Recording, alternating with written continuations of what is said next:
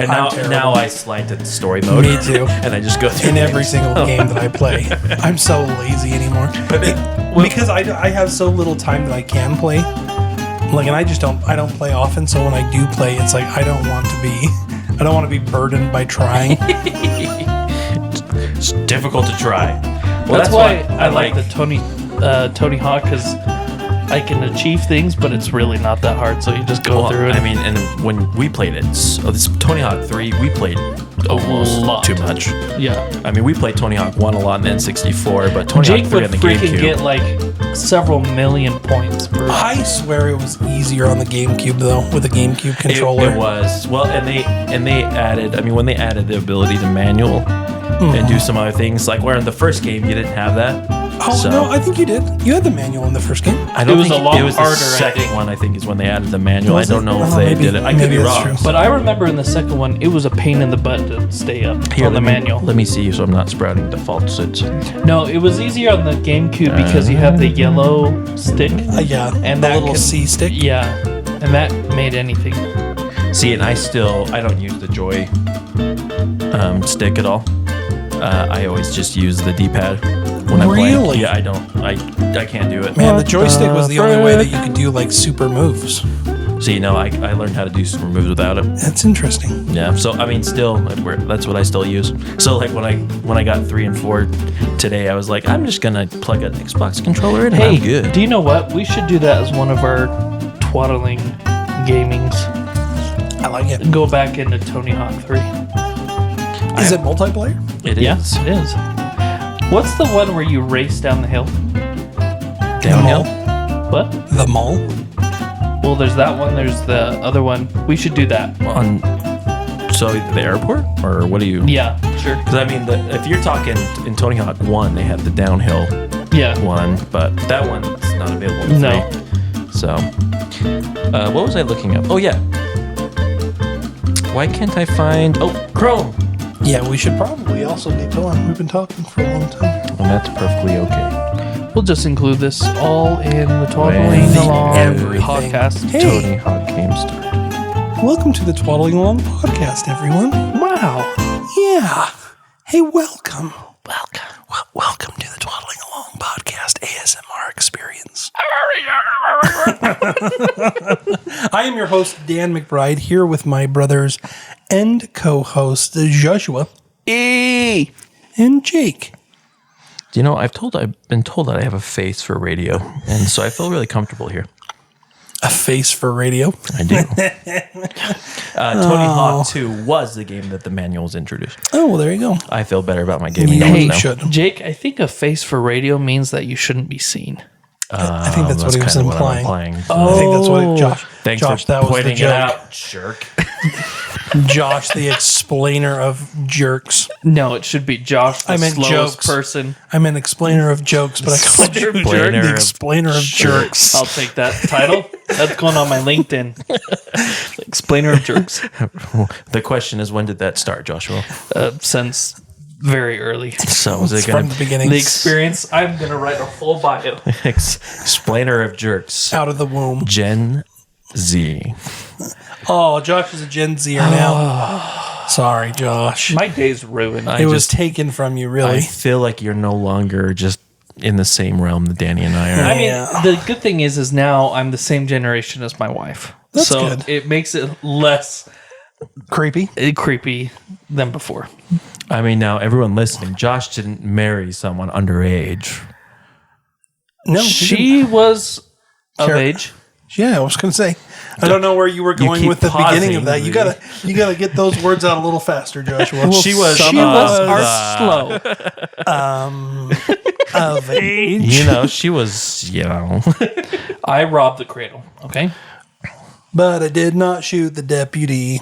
Oh no, that's the wrong song. That's I Shot the Sheriff, isn't it? Isn't that Bob Marley? I don't even know. Who is that? Hey, what are we it's talking about today? Bobby Marley. Whose is it? Jake, it's yours, isn't it? It is my turn. Jake, what are we talking about today? So, today we are going to talk about phobias. Jake, we already did phobias. Then we're going to talk about the weird ones. Oh, okay. Part So it's going to be Phobias Part 2, the weird ones. The weird ones. Now, that's not to say that the people themselves that have these are weird. That's to say that these are a little bit uncommon. Oh, I don't know. There's some on here that are pretty... Little disclaimer. If you are scared of anything of the following, we are not liable for any damages that occur to your mental state. Ooh, that is a good one. Thanks, Josh. You're welcome. Because I don't want that on my conscience. Do we need to have a disclaimer at the very beginning of the show before we talk? Yeah, just edit out that section and put it right at the beginning. This podcast is brought to you by... The fear of peanut butter sticking to the roof of your mouth. Oh. Ooh. Hey, Now, I will be honest. I don't really want to try saying these names, but I think people got such a kick trying to hear me say them last time that I'm going to try it anyway. I like it. So where are we starting, Jake? So we are going to talk about this fear of peanut butter sticking to the roof of your mouth, or as it's called in Greek, arachnophobia. Arachnotubophilia. Can someone do me a favor? Can someone pull this up on their phone and just actually play it so people can hear the official? The actual translation, Jake, is arachnophobia. I'm just kidding. I just pulled that out of my butt. Sounded more Russian than I don't Greek. even know where this is at. We could do full Western. Rocky booty phobia. But this is one of those ones that came up, and it's just one of those. It's like, okay, the phenomenon has happened to everyone. You put the peanut butter in your mouth, it gets stuck on the roof of your mouth. Well, there are some people that are absolutely afraid of this happening, and the severity varies from person to person. Some with this condition may be able to eat small amounts of peanut butter, but others will completely avoid eating peanut butter or anything with a similar consistency. Do you think it is I forgot what I was going to say. Claustrophobic. Yeah. Is it kind of a sensory thing? That's what I was going for. Is it like you're just naturally so super sensitive that you just are going to avoid it? Or do you think it like, when I think of a phobia, I think of someone having a legitimate fear response. We're talking like, I'm a peanut butter, Yeah. And running away. Wow. Yeah. Did you guys hear that Danny ran away from the mic so fast? And then I came back again.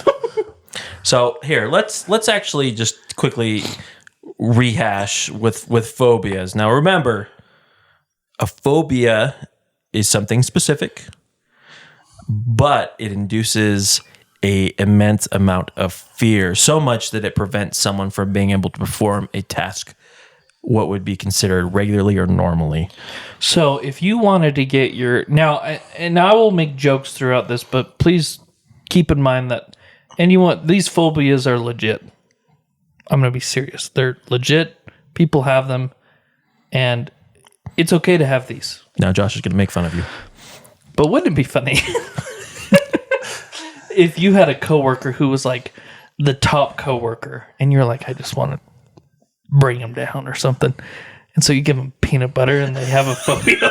You give them like a, hey, here's a sandwich for you, and they take one bite, and they're like, oh, no.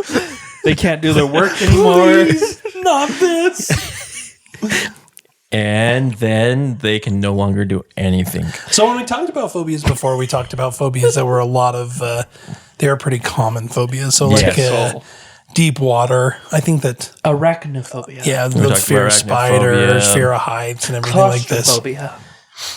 What percentage of people actually have the fear of peanut butter? And I want to know, how the heck did they discover this? Did someone go into like a psychiatrist and be like, now doc, this is going to sound weird, but when I look at peanut butter, I literally fall to pieces. It's the doctor's eating peanut butter. What? What'd you say? Sorry. A spoon of peanut butter a day keeps me away. It got stuck on my... Oh, he's running away. Okay. I tried looking up how these came to be, and I couldn't find any evidence. It just kept bringing up what makes a phobia. It didn't really actually bring up like how this came to be. But it goes back to that concept that I think we talked about with history. Like, how did someone discover this? And then how was it then, portrayed to be able to become something that is now officially deemed a phobia? Yeah. Yeah. So it's interesting. So I think a scientist just got bored and did it.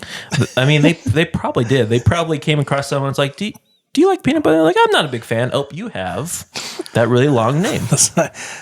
The scientist is like, I will make you scared of peanut butter, and then just starts bashing Jiffy over their head or something.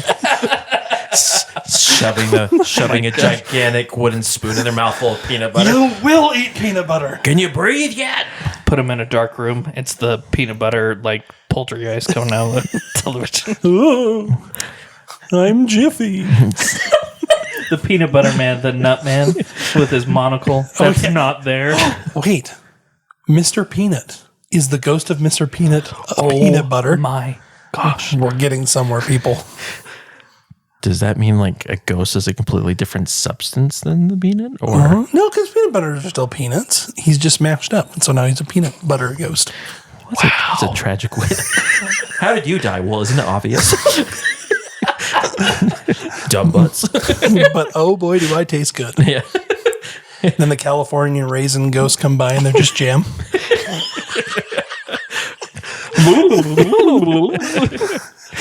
Instead of singing like Santa Claus is coming to town or something. Instead of Ghostbusters is Mr. Clean.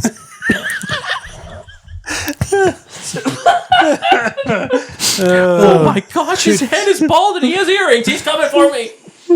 And really, really white linen. He does have white linen. I can't keep a white shirt clean that long, but here Mr. Clean is just... He just makes everything look good. He does. Good for him. He's not as jacked as Bounty, but you know, he makes do. Bounty has a mustache. I think that they've changed the Bounty guy a bunch of times. Really? Because when I was a little kid, I distinctly remember Bounty having red hair and a mustache. Yeah. But now he's like dark haired and a beard. Oh, yeah. I remember he had like a... And he's just a lumberjack. Yeah, that's what I thought. He really promotes his destruction of trees. Now, do you know what's funny? I knock these trees down with my axe and make paper towel. Here, quickly, someone look up the fear of trees. I think there is a phobia for it. I just didn't put it in here. Oh, bless him. While we're talking about that, or while we're looking that up, I should say. Dendrophobia. Dendrophobia. So, do I have dendrophobia because I don't want to go outside? I think you might. People with dendrophobia may feel intense anxiety, panic, and distress when near trees, even when looking at a picture of a tree or just thinking about them. Physical symptoms like rapid heartbeat, sweating, trembling, and shortness of breath can also occur. Now, this is my favorite. The dendrophobia can develop due to various factors, including traumatic experiences, learned behavior, or predisposition to anxiety disorders. So, now I just want to point out, for a lot of these that I'm looking up, they say there's treatments for these phobias. And most of the time it's cognitive behavioral therapy. And exposure introducing therapy. Just slow, therapy. yeah. Can you imagine bonsai tree? see, and I think of more of like shrubbery. We start them with shrubbery. Here's a bush. Do you see this leaf? Touch it. That was the creepiest thing I've ever heard in my life. Hey, Touch the leaf. Get over it. what happens when that person has phobia? He leaves. Okay. All right, moving on. I'm grossed out. So we had, I think we talked about this before, but there is a fear of numbers. Arithmophobia. What is it? It's arithmophobia. Many people grow up dreading math class, but people with arithmophobia have a genuine fear of numbers. How do they live? Their birthday. Happy to... Oh! I mean, I don't know. And the thing about it is, I love this because it generalizes it so much. I'm sure there's something with the numbers. It's like, is it doing math? Is it doing something else? What's funny is that I found this one too, except they called it numerophobia. Numerophobia. Well, and here's the other thing. I just read that it's really most often specific numbers. So it's not like numbers. 1, 2, 3, 4, 5, 6. Hey, octophobia is the fear of the number 8. It's a real phobia. Oh my gosh. So when someone sees... Okay, here we go. Are you guys ready? Here's I'm the ready. fear of 666. Okay? It's hexacosiohexacontaxophobia. Did you just summon a demon? He did. Oh my gosh. Oh my gosh. It was a secret way for the Illuminati to That's sign it. literally what it is.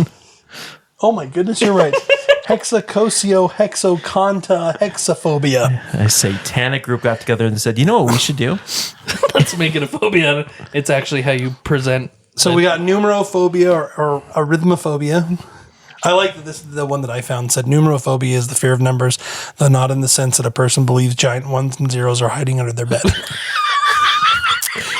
Can you imagine that? Mommy, can you check underneath my bed? I think the number 6 is under there. Do you know what doesn't exist? Anything that you times by 0. Oh, can you imagine them learning imaginary numbers in high school?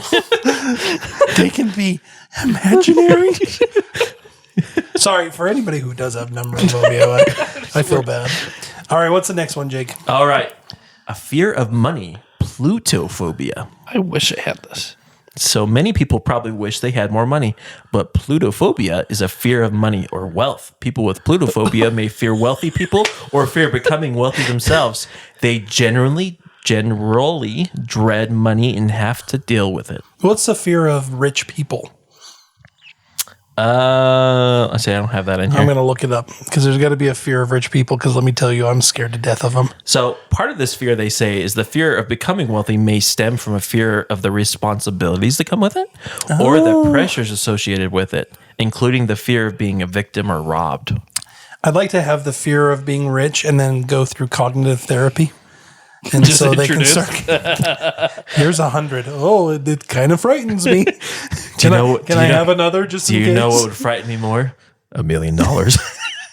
I need to... I think this would be the perfect addition to my phobia. So I looked up, I was listening to, and just instead of plutophobia, I looked up fear of Pluto. And man, there's a lot of people who's scared of Pluto. Like the planet or the cartoon dog? I don't know. Because I'm not going to lie, the cartoon dog kind of creeps me out. Here's Goofy wandering around talking, and then there's Pluto. There's literally a whole website called How to Avoid Astrological Burnout. Don't be afraid of Pluto. It's not a planet anymore, man. Group. Hi, I'm Josh. I'm afraid of Pluto. Sorry. Astrological Good thing burnout. we prefaced this without, being sensitive. Sorry, Plutophobia is illogical. Pluto isn't even a planet. it is illogical. Is there a fear of it not being a planet anymore? That it can be so dethroned? Stinking Is there a fear Neil of deGrasse Uranus? Tyson. All right, what's the next one, Jake? Xanthophobia. A fear of the color yellow. Oh, fear of the color yellow. People with this rare phobia are usually also afraid of any object that is yellow, such as school buses or flowers. You know what I'd be scared of is, yellow snow, but, they don't talk about that in here. People are listening to the radio, and it was all yellow. No! No! Dang you! Darn you, Coldplay! Darn you! So, people with xanthophobia may avoid the color yellow at all costs, and they may even find yellow foods to be distressing. Poor banana. Or mustard. Oh. Could you imagine? Yes, please hold the mustard. For the my love of all safety. things holy, please Hey, hold do you the know mustard. what? So when I say I want a plain burger and they put something on, I could go up and be like, "You have mentally ruined me. I will no longer." You're hanging out at McDonald's, and all of a sudden someone starts screaming. This is a lawsuit. All right. So last time we talked about bathyphobia, which is kind of a fear of the deep and open water. Uh-huh. Now we're going to talk about ablutophobia, which is the fear of bathing. Oh. So ablutophobia is, and I swear there's an expert out there just crying right now every time I pronounce stuff. It's a fear of bathing, washing, or cleaning oneself. Oh, that would be horrible. That would be bad. You get dirt on. Though, to not... This one, I think I've actually met people who are like this. This is pretty darn common in some of the more severe mental illnesses. Yeah. Well, I mean, this is really common with kids. Yeah. I mean, when you have kids, I mean, if they have a bad experience, they don't want to take a bath, and it's a fight. And it's usually they get like water in their eyes, and that's how it'll start. or soap or something. So I also know that there's a lot of people that they have like a sudden fear that water and in any kind of water will kill them. It's kind of the what is that called? Aquaphobia. Yeah. So fear of water. So there you go, people. With this, we're sorry. This one we feel bad about. We won't make fun. For some reason, I have xanthophobia twice. I don't know why. What the heck is it? Like scared of Xanax or something? Scared of yellow. We just talked about it, Joshua. Oh, someone's not paying Josh attention. isn't paying attention. Nope. Now here's an interesting one. So because we talked about some of these other ones that they're interesting, but optophobia, fear of opening one's eyes. Oh my gosh. This fear can be extremely debilitating, as it is hard for an individual to carry out daily activities without opening their eyes. People with optophobia may prefer to stay indoors or in dimly lit areas. This phobia is usually associated with a generalized anxiety order. Josh is really trying hard not to laugh. Sorry, I just read something really funny on it, but that's okay. What's funny on it, Josh? It's just a Reddit post. Oh. Does that person have it? Yeah, and then someone said, "What the crap did I just read?" No, that would be. Can you imagine if you're not wanting to face the world? Yeah. I mean, I can kind of almost understand that one. Like if you've had like a severe traumatic experience and you're just like, I don't want to be in the world. I don't want to have to view the world. I can be sympathetic to that one. It would be really interesting. And that's one of those ones that, I mean, as a psychology major, man, that would be so interesting to dive into and actually see to talk through, because there's where something, that is. Yeah. So. How about ergophobia? Ooh, what's that? The fear of work. The fear of work. I think we talked about this one last time. Did. And I'm pretty much convinced that my ergophobia is getting worse and worse.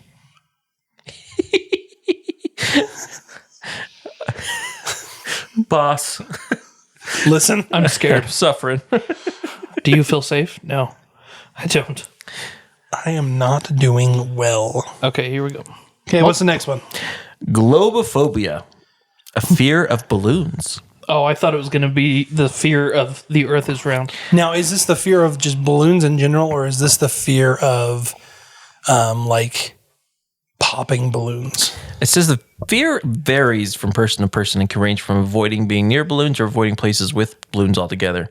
In some people, the fear is so great that even seeing a balloon on a television triggers intense anxiety. So this rare fear can be especially hard for young children, as balloons are often present at children's birthday parties.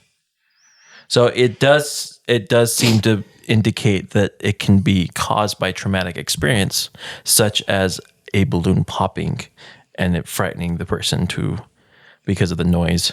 It can also be linked to the fear of clowns. Colorophobia. I can see, and this is another one. I know this sounds funny, but like I can see, like if a kid, let's say he already has an underlying anxiety and has like a severe reaction to loud noises, and then like connects balloons to loud noises. I could definitely see how someone could be like, I just don't even want to be around balloons anymore, and now I'm scared of them. Yeah. As Josh is behind him popping balloons. Who's scared now? Dressed up as a clown. Is that implying that the person was going around scared? Yeah. You're a child and I'm scared of you. I'm going to bring up this phobia, and I know that my mother-in-laws listen to this. I don't have this phobia, but it's called penthrophobia, fear of mothers-in-law.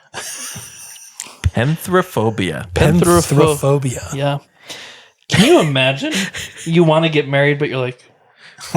Question is, does it happen before or after marriage? Okay, See, everyone this is is a little... deep one. This is the explanation. Okay. Everyone is a little afraid of their mother-in-law. But this phobia takes things to the next level. Usually it comes on after experiencing some sort of event. So after the wedding. The mother-in-law wears Realizing white she's stuck with you forever. forever. Ooh, this one would be crazy. Omphilophobia, fear of belly buttons. We were going to talk about that. Let's Josh, talk you're about- skipping ahead, Josh. Let's talk about the fear of belly buttons, because I saw this one too. So, yeah. Omphilophobia. I'm scared of what's in there. I am too. What's interesting is people with this will avoid seeing or touching belly buttons, even their own. They might even put a bandage over their belly button to avoid looking at it. Can you imagine someone at the beach just running around slapping bandages on people? Hide it! Hide it! No, I have a true fear with belly buttons. It coming undone. So maybe you've got a little, because that's what I was just thinking. I was trying to think, okay, what would cause this? And then I started thinking of what a belly button is. And it's, it's a leftover portion of, it's practically a scarred over hole. And then I started getting kind of scared of my belly button. Yeah, I was like, literally, what here's would the happen if sentence. I poke it too hard and then I go through it? The act of studying phobias causes a fear. We're going to talk about that later. Some sufferers even think their insides could spill out of their navels. So, See, now I'm scared. Could that actually happen? I mean, when you have, what is it called? Hernia. Yeah. I mean, it's kind of one of those that you think that. Oh my gosh, I have one of those right now. You do? I do have a hernia. Your guts are spilling out. Oh my crap. That's scary. It is. Yeah, I'm scared. Because I know that you can get a herniated belly button. Yeah. Like there's definitely something that can happen. So all it would take is just a little piece of something kind of Oh my gosh. opening up your belly button. See, now I've just talked myself into I'm covering up my belly button. Let me help you. My wife, growing up from a young age, was taught that the belly button was attached to the butt. And therefore, if your belly button got undone, your butt would fall off. oh my god. So she was taught this by her cousins. And so, Can you imagine if that actually did happen? Oh my gosh, my butt fell off. How does a butt fall off? No, wait, don't answer that. Nobody say anything. Would it be one cheek at a time, or would is it attached to a string and you're just like some person's running down the street, they're dangling, they're clapping together as they're running. Maybe that's what a butt lift is, or butt implants. They just remove the belly button. No, they don't remove it. They tighten it. Oh, there you go. So they pull it out a little bit and do a little fancy knot or something. Oh, this is making me sick. I'm scared of Audis. You're scared of Audis? I'm scared of BMWs. But why were we bringing up Audis? If we're going to talk about cars. Okay. Oh my gosh, that was funny. Dad joke. That was a good one. Okay, what's the next one, Dave? So we talked about this a little bit last time, but I actually want to talk about it a little bit more. To help me, I'm actually going to play this on my phone, and we're going to see if this will come through. Ooh. Ready? Hippopotamonstrosesquipedaliophobia. Did everyone get that? One more time. One more time. I'm going to make it a little louder. Hippopotamonstrosesquipedaliophobia. The fear of a hippopotamus eating your flesh. It's a fear of long words. Oh. So, everyone again. So, what's the hardest phobia to say?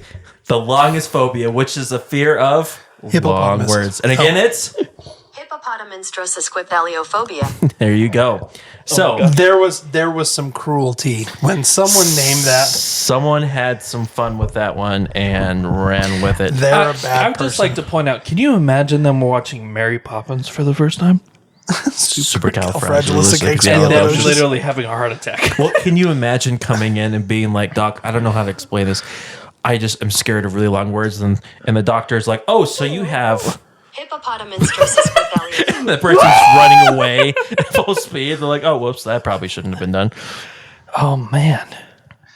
That is so. Now, who has a fear of long words? I want to know where that came from. They're so extreme. And here's a question. What's a long word? Is it 5 letters? Is it 6 letters? It's probably like 20 letters. Oh. Anti-disestablishmentarianism.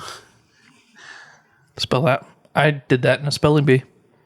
Did you really? It's a combination of several elements. Hippo, from the Greek referring to a large hippopotamus. Monster, from the Latin meaning monster. Sesquipedalio, from Latin meaning foot and a half long, referencing long words. And phobia.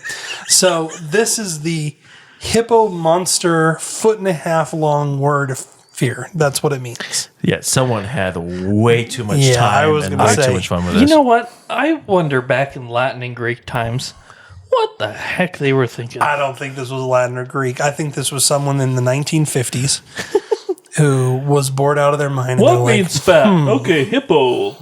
Or maybe it was Freud. Freud was just like, you know what I'm going to do today? I'm going to make new phobia. Hippo. Freud kind of sounded Freud became Russian. And that Freud was a little Russian. He's not Sorry. Austrian anymore. Is he Austrian? I thought he was I think Austrian. he is Austrian. Austrian? Right. So he I actually heard. No, that's you know who he sounds like? Who's the only Austrian that I can think of? Arnold Schwarzenegger. all right. This is what we're going to call it. Sit in that chair. Hoppo, think about the phobia. What do you feel about your mother? You'll be back. Do you know what else is a foot and a half? My foot in your face. He starts beating the heck out of the patient. Oh man, we just offended a bunch of people. Sorry in about Australia. all I just said Australia. Sorry, Australia. Australians and Austrians, all of you. We apologize. And Australopithecuses. Because we talked about Bigfoot, and they could be Australopitheci. Maybe Could. they have hippopotamonstrous questions. And that's why they go, ah! Instead of, That and the fear of, bathing or showering, and they're just really hairy, scary, stinky animals that are running through the forest. All right, what's the next one, Jake? All right, this one I kind of feel like I have. Phobias. Aphibophobia. Phobiphobia. The fear of adolescence. Oh, like teenagers? Yes. I do have them.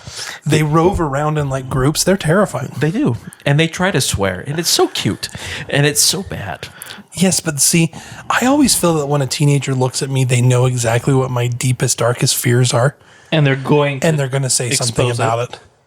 That's I'll why be walking down the street and here's a group of like teenage girls and they're like, Ooh, guess what he did? for someone as big as you are, you really don't have a butt. And then I'm like, oh, well, I can never go out of the house again. You have a fear of Uranus. I wonder if there's a fear of a lack of a bottom. Fear. No, I do not like teenagers.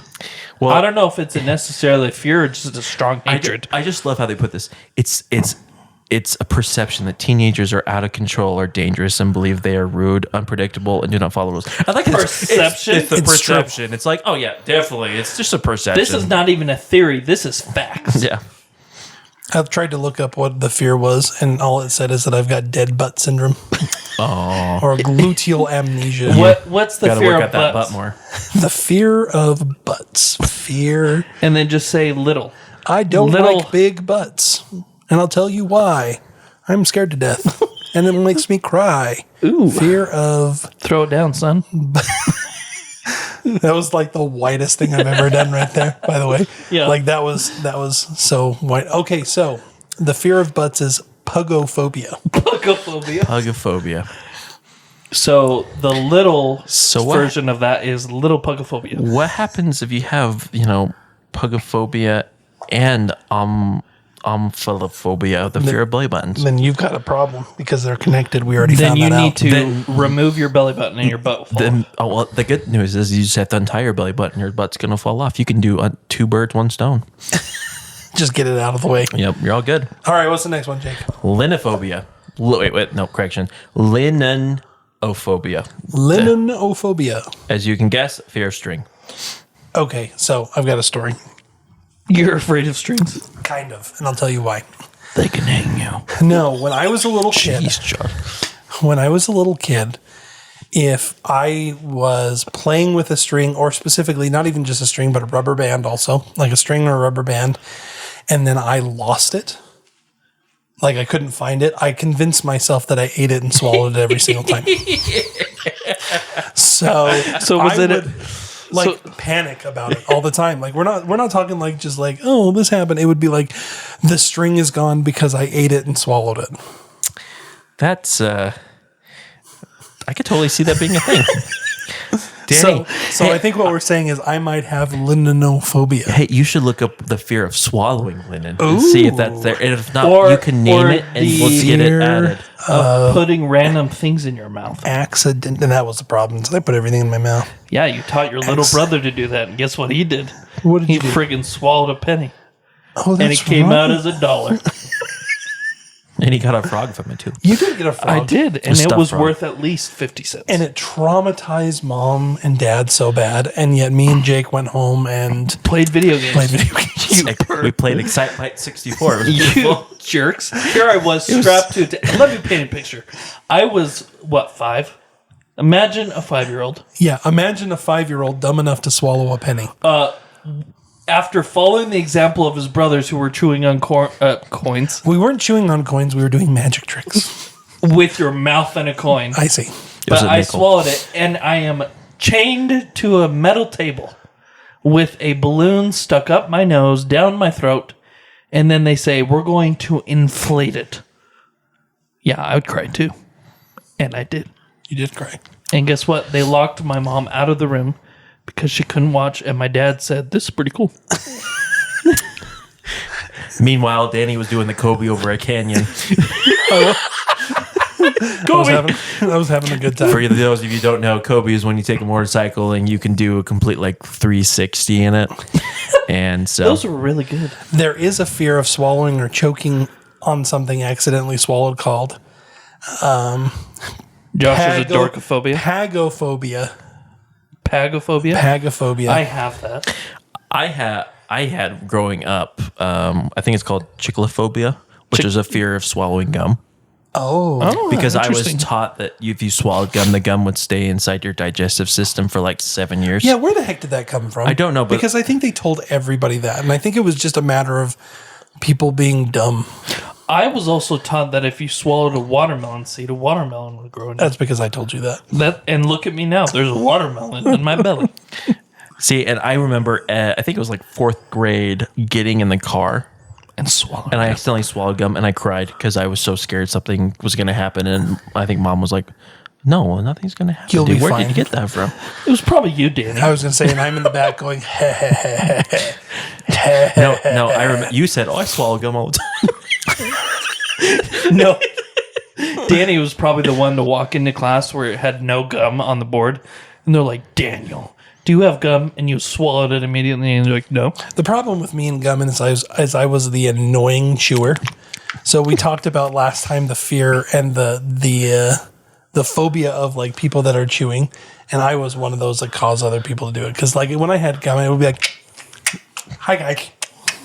I also had you got a lisp? I had a lisp because my teeth were all over the place, which probably still comes out in this podcast. So I was like, "Hi guys, how's everybody doing?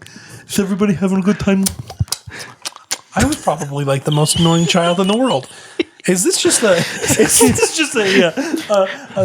this was an therapy intervention, session Danny. for me? Intervention. We wanted to talk about your Strange childhood. perceptions of your childhood. I was worried about swallowing elastic bands.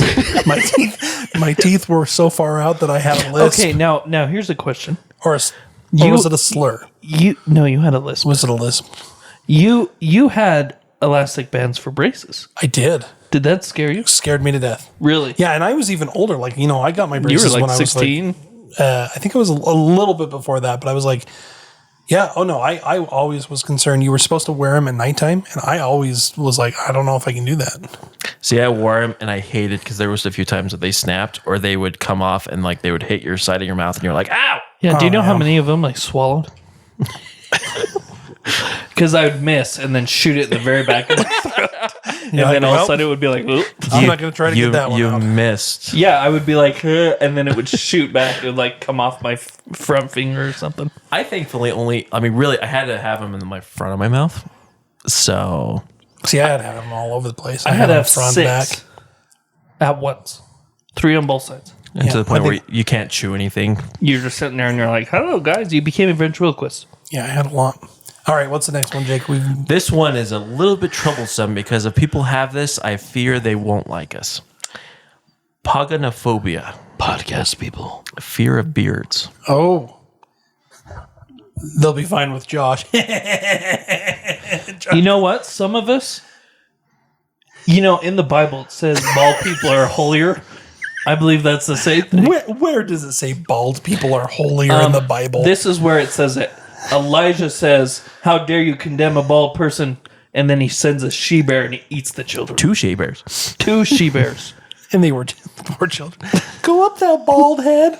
No, I'm pretty sure after... I think one person said it's kind of funny that he calls them children because they were probably a bunch of 30 or 40-year-olds. So what the heck were they doing out there? Do you know what they were? Teenagers. They were teenagers. Bunch of adolescents. Hey, look, a bald head, bald head, bald head. And he perceived them as annoying. Josh, I need to apologize to you. The statement bald people are holy is not universally accepted religious or spiritual belief. However, in Jewish law, specifically Leviticus 13:40, it states that a man who is bald is clean and not afflicted with skin disease. No, I just want to point out, Josh is not bald. So I was going to say he just can't grow a beard. No, I can. I just am not permitted to at this time. He tried growing a mustache. Maybe that's why I'm not. It's because You are a holy man. I'm a holier than thou. You're half holy. See, now, those... half holy. My bottom will get to heaven. Those that Oh my think- gosh, my belly button's holy.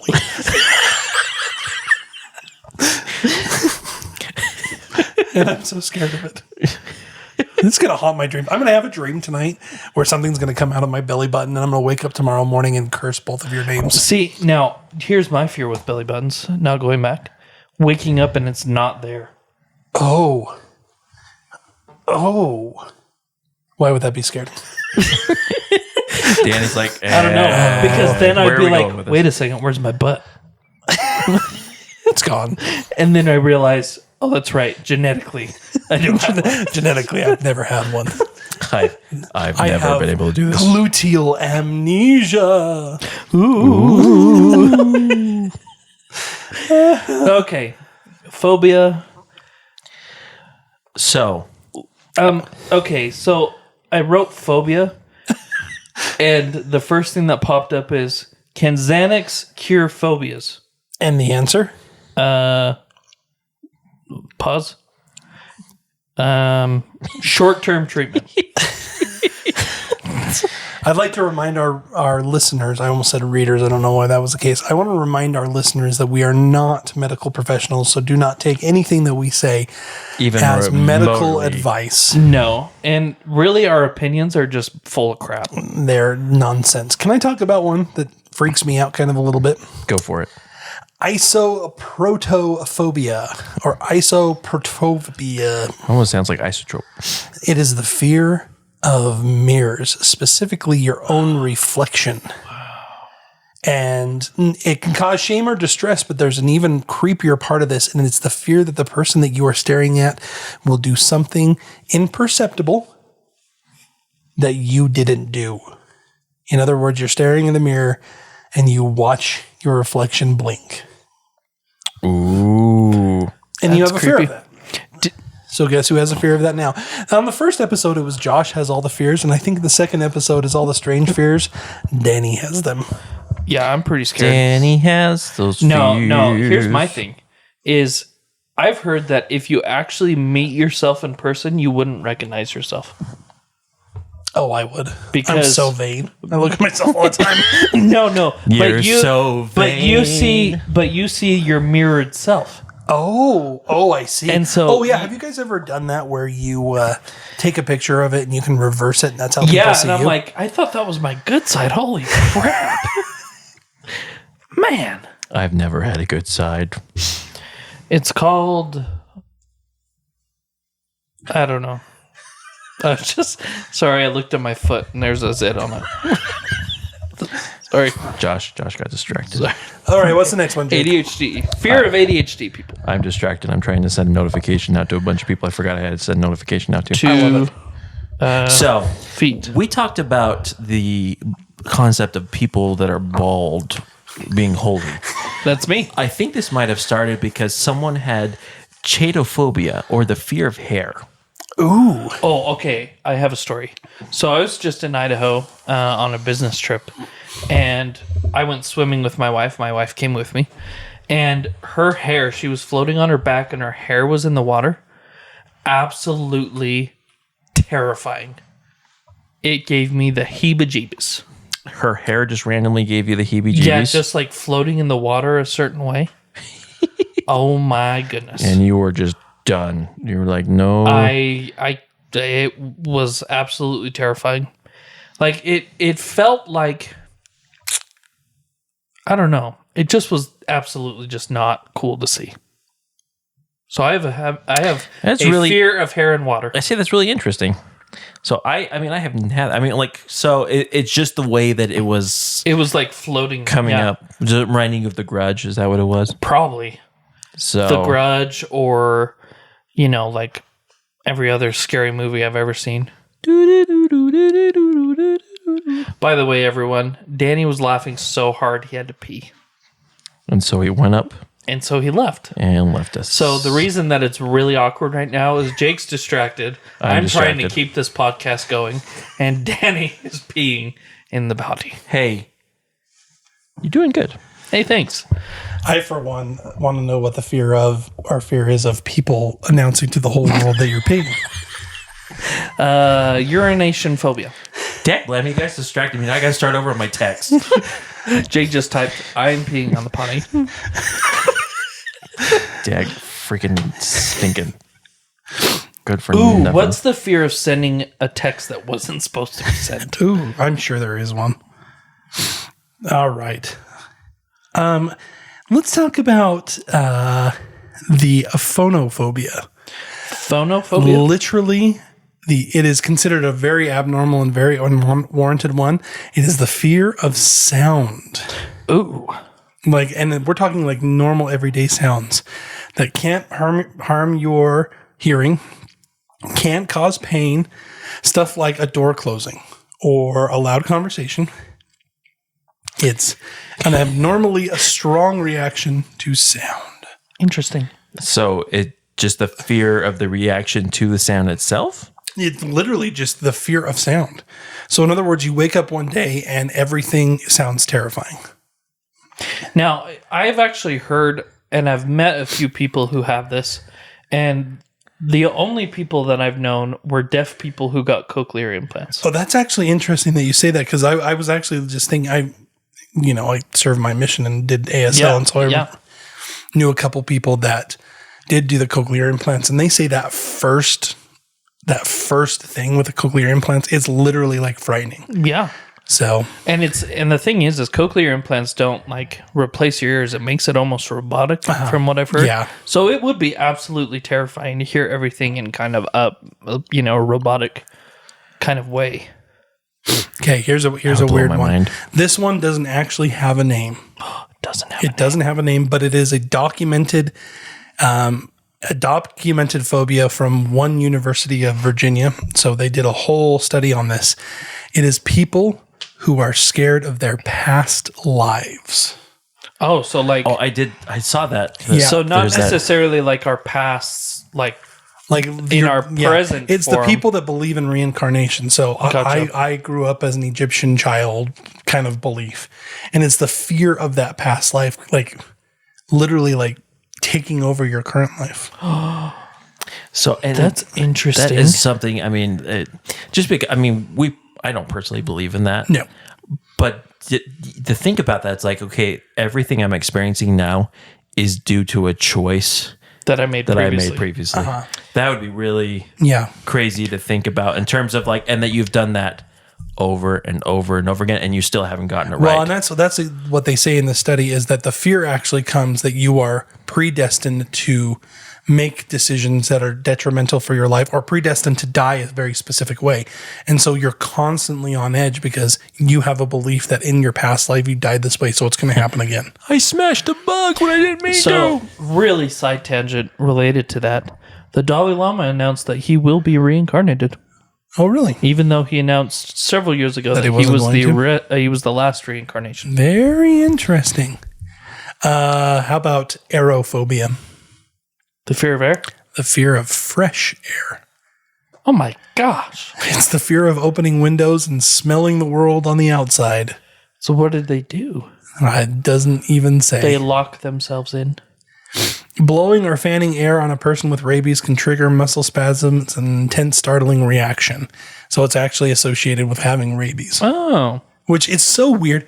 We're going to have to do one on rabies because I think rabies is like, it's crazy. It is a super crazy disease because it literally turns off the parts of your brain that help you survive. So it makes you scared of water immediately. Like an intense fear of water, so much so that you can't drink. You fear fresh air, and you literally it drives you crazy to die. And what is this again? Rabies. Really? Yeah, rabies is wild. And it's still, I mean, there's treatments for rabies, but isn't it something that once you have rabies, you have it forever? If you get bit by something that has rabies and you get the shots really, really quickly, you have to get you're fast. fine. But it has to be pretty quick. Interesting. And once you start showing signs of rabies, you're done for. Like they've had 1 or 2 people survive, but like in the only true sense of the word did they survive, they're not thriving by any means. You know, they're mostly brain damaged and everything. Rabies scares me because of Old Yeller. You know that in Old Yeller, they never actually state that he has rabies. They just shoot him. Perceived. Oh, spoiler. Yeah, it's just a perception. All right, what's the next one, Jake? All right. You ready? This one I found really funny. Okay. It's called vestophobia. Vestophobia, fear of vests. It's a fear of clothing. Fear of clothing. So it makes you kind of, it's one of those that I think about and I go, is there someone that just wakes up one morning and goes, you know what? I'm scared. I'm not wearing hate clothes all clothes anymore. They take away from who I am. So what if you've got the fear of clothing and the fear of your own belly button? That's where they slap the bandage on there. They're just constantly walking around with the bandage. Butt naked guy with just one big X on his stomach. Sorry, everybody. I have phobias. I can't wear clothes. You guys need to respect my opinions. How about phobophobia? Phobophobia. Phobophobia. So this is one that we talked about earlier. As you're talking about the phobia, you become almost scared of the phobia, so that you become scared to talk about other phobias. So the one that I kind of perceived or kind of have this for, and a lot of people do, is the stupid phobia of the holes. On skin and stuff? The phasmophobia. Yeah, that's like the super, and it's like really close holes. And I hate seeing the AI pictures that people have done. Or the Photoshop pictures. I have a full anxiety attack when I see those. It's just... Danny, don't even, because I will literally punch you in the... and make sure that you don't have any more kids, even though you're... your brother to the end. He'll punch you in the belly button, you'll lose your butt. Oh, wait. Oh, my gosh. You don't have a butt. Oh, that's Danny's biggest fear. Who are those teenage girls that he was talking about earlier? It's all coming together. People, my fear of belly buttons, my fear of teenagers, my fear of Josh. You should be scared. So, how much time have we got? We got about another 15 minutes or so. Okay. Oh my gosh! So, just want to know how much further we can go on. Another one I want to talk about that I feel like is pretty common at a pretty young age. Sometimes goes away, sometimes it doesn't. Is lackanophobia. The fear of lacking knowledge. Fear of vegetables. Oh, I still feared I vegetables. was going to say, Josh still has this. Or it's lachanophobia. I don't know. Is it an actual, like, straight up fear? It is a rational and persistent fear of vegetables. Individuals suffering from this specific phobia may experience intense anxiety, panic attacks, or avoidant behaviors when confronted with vegetables. Broccoli. Carrot. Someone pulls out a carrot and the person's just like karate chops you and runs away. Now, here's a question. Is there a fear of realizing that everything is alive? So, in other words, like the sudden thought of deep. You know, those trees are alive, vegetables are alive. Or you accidentally step on a plant and they talk about the plant scream. Yeah. And things like that. Yeah. Or when you step on a bug and you have people that go, do you realize what you just did? Like, there must be a fear of that. Because that's maybe why they're afraid of vegetables. It's just killed things that you're feeding upon. Well, so is meat. And I guess so is everything else. Meat. Boom, boom, boom. Man, people, we just eat dead things. Yes. Yes, we do. Thanks, Josh. You're welcome. This message brought to you by Josh. So, one fear that I actually have, and it's kind of in combination with the fear, because I have a fear of, deep Open water and the unknown in the depth. So, I mean, when I go out in the middle of an ocean and stuff, now I'm fine in a boat, but if I have to get in the water, my mind starts playing tricks on me. That's where I get pretty crazy. Well, on top of that, part of this is due to the fear of sharks, which it sounds like from here it says Galeophobia. Galileo. So, and it's I'm scared of telescopes. Is Galileo the one that discovered the Earth? Well, I mean, yes, he was one of the ones. Yeah. So you are scared of like all sharks, or specifically like great whites? What are you scared of? I think sharks in general. I mean, the smaller ones, I guess not so much, but any of the ones that would be willing to come at you. So if you go to, let's say, the aquarium and can you walk through a shark tank? I can, because of that barrier. Uh-huh. But at the same time, there still is that moment where when it comes up close, you get like the hairs rise up and you just get really uncomfortable. Interesting. So, because let's make it worse. They are a species that has survived billions of years. Sharks are older than trees. Yeah, exactly. Sharks have been around longer than trees have been around. They survive. And do you know how they survive? They ate our ancestors. Probably. So it's crazy when you, like, they're out there, but what's more crazy is when you then start getting other stuff like evidences that there's things that are eating them, and like it's the things that are eating them are too big to be just like a killer whale or something that are undiscovered. We're gonna have to talk about the fear that. of the dark and deep. I would love to. One of the times we'll do paranormal, we'll talk about the giants. That's what we should do. We should go in a submarine and go into the deep dark, and we'll do a podcast from like 1,000 feet under. Jake, where will you be?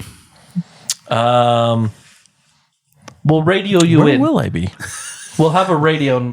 If maybe I'll be in a sub. If I'm in a sub, I think I'm okay. You could be okay. Okay. Yeah. If there's a boundary or a barrier in between me and that, I'd be okay. See, now I brought it up. I'm claustrophobic. I can't do subs. So this will be good for everybody, and I'll have my shirt off so that my belly button's out, so we can all have a little bit of group therapy together. All right. It's the poor sub guy that's driving. It's like, what the heck is going on? So I've got a question for you guys, because this is one that I think we touched on in the first episode. I can't remember, but I did want to bring it up in this one, and it is the fear of eternity. The fear of infinity, the fear of endlessness, called aperiophobia. Have you guys ever heard of this one? So I've heard of the fear itself, but I haven't heard of the name. So aperiophobia is pretty much if you think too long and too deep about eternity, you have a fear response, like a definitive and scary fear. And I don't have it. I can kind of bring myself to that, but I know people very well who actually have this fear of the eternity, that there isn't an end, that there is endlessness, that there is nothingness, that there is. Well, it's beyond what I would consider mortal comprehension. Yeah, because exactly. we don't have anything that we can say is that we know personally here on Earth that's eternal. And we actually brought this up off air. It was probably a week or two ago, that if you think about it, what we understand as humans is just suffering. And so if we think of eternity and place ourselves as we know it now in an eternal realm of just existing, it would just be a continuing everlasting suffering of going through. Well, and then the thought is, and you do the same thing over and over and over again? Yeah. Forever and ever. And that's ever. where people, you get it's too overwhelming to think about because your mind can't grasp it. See, and I'm too dumb to even think about that. Oh, well, there you go. Josh is like, I don't care. What do you guys think of it? And this will be kind of just this is going to be final thoughts. Final thoughts for Danny. What do you guys think of the saying that humans are only born with two real fears and every other fear is taught? The fear of falling and the fear of loud noises are the only things that babies actually have, right? this is something that's pretty common in pediatrics. We'll say this, and that everything else is taught in some way. Do you think that's true? I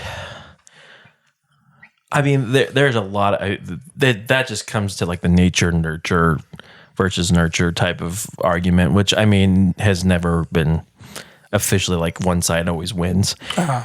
I mean, we talked about it with I think in Bigfoot that there's something inside us that's evolutionary that makes us afraid of certain things.